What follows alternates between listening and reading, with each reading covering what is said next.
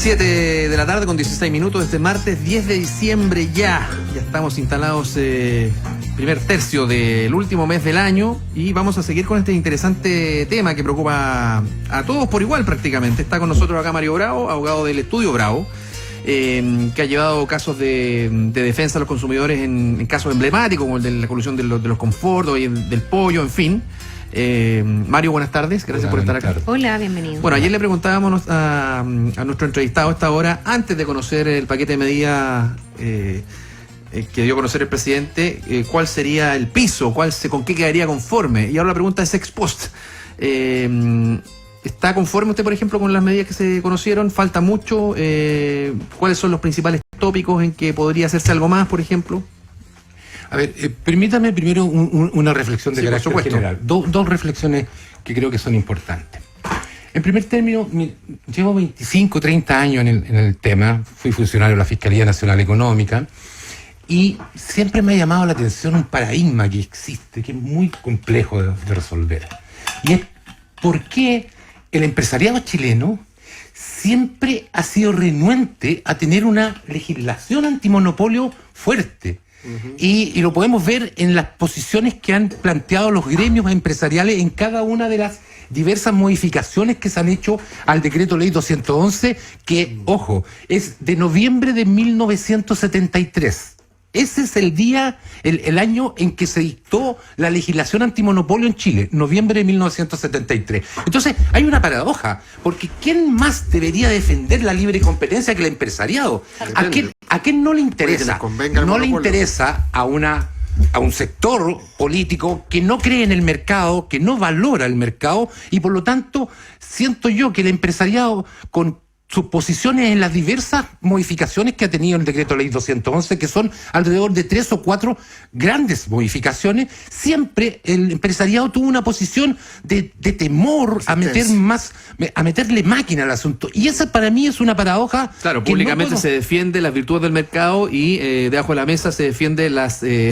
A mí no me llama tanto la atención. O sea, claro, es bastante... a mí me ha llamado históricamente la atención. Siento hoy día, y como soy un tipo muy optimista, siento que Sued ha sido más categórico. Sued dijo dos cosas que me llaman la atención. Una, habló de que ya era hora de meter preso a la gente que atentaba a la libre competencia, y ayer o anteayer habló de que el principal objetivo del empresariado debe ser el consumidor. O sea, yo nunca he tenido duda de eso.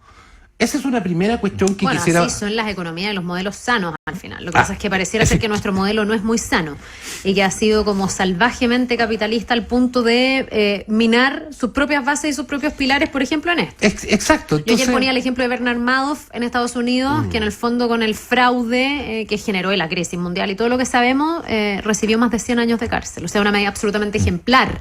En Chile eso no ha pasado nunca, yo creo. No, entonces, a mí esto de diluir las modificaciones que las diluyen, la posición del empresariado es diluirla, y creo que ahí hay una contradicción vital muy fuerte.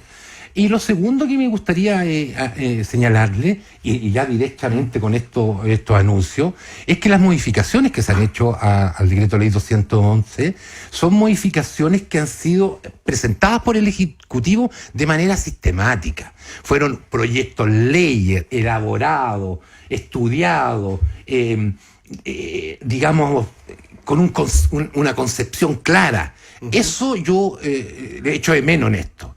El tema, yo creo que no tenemos ninguna duda, que el tema de la crisis social, institucional que estamos viviendo, tiene mucho que ver con esto de los abusos. Mucho que ver con la colusión y con el abuso de los consumidores. Entonces, da la importancia a esto. O sea, se queda en el enunciado, dice usted. No, es que ni siquiera veo eso. Yo veo falta de sistematización. Cuando como unas medidas separadas, desagregadas, que no tienen un relato común. Cuando uno presenta un proyecto de ley, lo primero que hace es mandar un mensaje donde manda los motivos por los cuales está modificando una legislación y los principales pasos a seguir.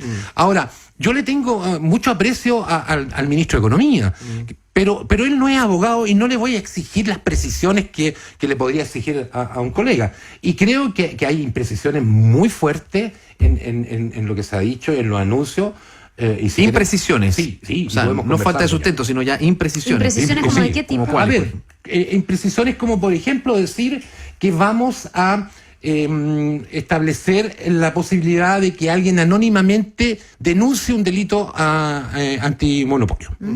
Bueno, eso está actualmente en la ¿Esa es la legislación. delación compensada? No.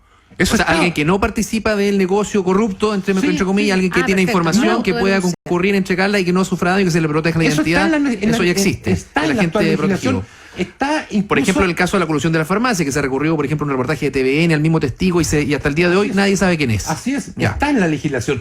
Si ustedes leen el decreto ley 211, uno puede hoy día denunciar las víctimas de un atentado a la libre competencia, pueden denunciar y pueden exigir el anonimato. Ahora, la diferencia del tema del incentivo, ¿no? El incentivo sí es otra cosa Ya, distinta. ya. Es otra cosa distinta. O sea, nadie gana nada hoy día con denunciar, pero podría ganar algo y Sí. así se favorece, es un incentivo que se Sí. descubran ilícitos y también un desincentivo para el otro lado. Ahora, hay cosas sí que yo extraño y echo de menos. Creo que, y esto es producto de la presión que en su momento ejercieron ciertos gremios empresariales para que la legislación fuera hacia un lado. Primero, yo creo que el fiscal nacional económico debería ser exactamente igual al fiscal nacional público. Es decir, un organismo autónomo, designado por el Senado, a propuesta de la Corte Suprema, donde no tuviera ninguna intervención el Ejecutivo. Hoy día dice la ley que es independiente, pero la verdad es que el fiscal nacional económico es nombrado de una quina que saca la alta dirección y es nombrado por el presidente de la República. Y también el presidente de la República lo puede destituir con la autorización de la Corte Suprema.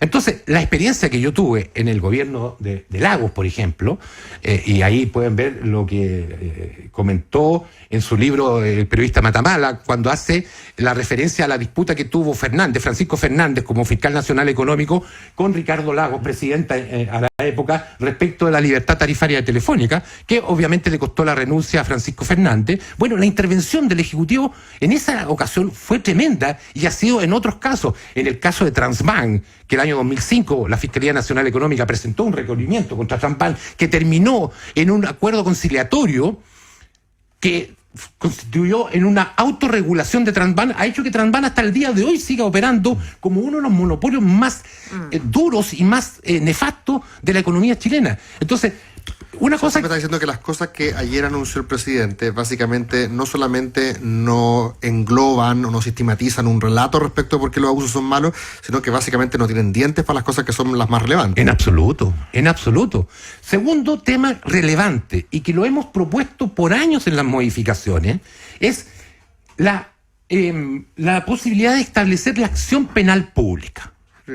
Es decir, que cualquier ciudadano pueda recurrir al Tribunal de la Libre Competencia denunciando un atentado a la libre competencia. Como si ocurre en Estados Unidos, por ejemplo. Pero, ¿cómo es posible Bueno, el propio que los presidente está denunciado. afectados, este es el único delito en que los afectados no pueden denunciar? Yo personalmente, como consumidor, no puedo ir a denunciar una colusión o un atentado a la libre competencia. Yo soy víctima, ustedes son víctimas, todos somos víctimas y no es posible. ¿Por qué no es posible? ¿Qué tiene que Porque ver? la ley exige que se acredite un interés actual y lo que ha interpretado, o lo que se interpreta como ese interés actual, es que uno sea una empresa competidora o algo así. Pero una persona no puede denunciar públicamente eso. ¿Y eso de qué depende? Como de la ley, qué tan po. importante No, es de el la ley. denunciante al final. De o la qué tan ley. import- La ley es la que no, podría está bien, establecer. pero ¿por qué La se hace actual esa, condición. esa discriminación en la ley? Que en el fondo una persona natural, de a pie, Bueno, consumidor, no pueda denunciar y sí lo puede hacer una empresa interesada Lo que ha sido lo perjudicada. que dicen es, oiga, es que lo que pasa es que cualquiera va a andar denunciando. A ver, señores, las personas que denuncian un delito tienen la responsabilidad de enfrentar en caso de que sea un delito, una denuncia malintencionada. Cualquiera de nosotros puede denunciar un delito y si es falso, bueno, tendrá que pagar las consecuencias. Entonces, otro tema que es muy importante y que fue una modificación que yo entiendo que fue fruto de la presión que hizo el empresariado en su momento y que encuentro nefasto para el propio empresariado. Si yo esto de que el empresariado no apoye una legislación dura de libre competencia, para mí es simplemente esquizofrénico. El tema de las concentraciones. La concentración las fusiones. Bueno, ¿qué hizo la última legislación? La sacó del Tribunal de la Libre Competencia y se la entregó al Fiscal Nacional Económico. El Fiscal Nacional Económico, en un procedimiento interno en el cual puede mantener todas las reservas del mundo y en el cual pueden participar de las asociaciones de consumidores o algún interesado, pero no va a tener ninguna influencia. Él decide por sí solo si su función es o no autorizada, la concentración económica. Y si alguna persona considera que lo que decidió el fiscal no es competitivo, puede ir al Tribunal de la Libre Competencia y ahí muere. No puede llegar a la Corte Suprema. La tercera sala de la Corte Suprema ha sido realmente quien ha concretado el derecho a la libre competencia en Chile, pero sin lugar a dudas, mucho más que el Tribunal de la Libre Competencia, que también, evidentemente, yo tengo mucho respeto y todo lo que quiera, pero ha sido la Corte Suprema, la tercera sala, la que ha puesto los puntos sobre la I. El último fallo, que obviamente salió muy poco en la prensa, que obligó nada menos que a Bastible y a Gasco a vender Gasmar. Una decisión tremenda. Actualmente está, nosotros llevamos el caso de la colusión de pollo, de supermercado en pollo, porque en este país es tanto el nivel de concentración que se puede coludir el proveedor de pollo y después se colude el supermercado que vende el pollo. O sea, el excedente... En la cadena se puede coludir varias veces. Se coluden en la cadena. Y después le echa la culpa al primero. ¿Sabes tú que yo he tratado de buscar literatura sobre casos así? Y no existe. O sea, ni siquiera los académicos a nivel mundial se pueden imaginar una colusión donde... Pero esto ¿con qué tiene que ver? Con ganar plata al final. Sí. Al final la trampa sale más rentable. Si en el fondo eso pasa cuando tú no pones las sanciones pertinentes o los incentivos donde corresponde. Sí, te sale más barato usar la trampa. Pero ¿sabes lo terrible de todo esto? Lo terrible de todo esto, tú comprenderás, yo he llevado casos de supermercados, de farmacia, de pollo, de confort. Me da mucha pena ver lo que ha pasado en el país. Mucha pena. Bueno, por algo estamos en la crisis de confianza. Me da mucha pena porque soy un hombre de derecho, creo en la justicia y todos esos problemas los deberíamos haber solucionado todos juntos con el empresariado, con los consumidores, con el gobierno, porque creemos en un sistema libre de mercado, pero no esto no es el sistema de libre mercado. Claro, entonces hay una debilidad en la estructura de definiciones de ámbito de acción y también de falta de fiscalización. Y sobre lo primero, una reflexión antes de terminar, Mario, respecto de la escasa limitación que existe en Chile a la propiedad respecto de los rubros. Por ejemplo, que una persona que tiene un banco puede tener una minera, puede tener todo integrado. Todo integrado, más que integrado. Mira, en Chile se da la curiosidad que hay colusiones institucionalizadas. ¿Qué quiero decir con esto? Hay empresas que son competidores y que forman una tercera empresa. Así de simple. Así es el nivel de concentración. Entonces, a veces pienso que los tipos del confort, si se hubieran juntado y hubieran formado una sociedad, SCA, con la papelera, a lo mejor no les hubiera pasado nada. Bien, pues le queremos agradecer a Mario Bravo, ex integrante de la Fiscalía Nacional Económica, también del estudio Bravo, entre otras cosas. Muchas gracias. Muchas gracias por invitarme. Vale, gracias a ustedes por invitarme.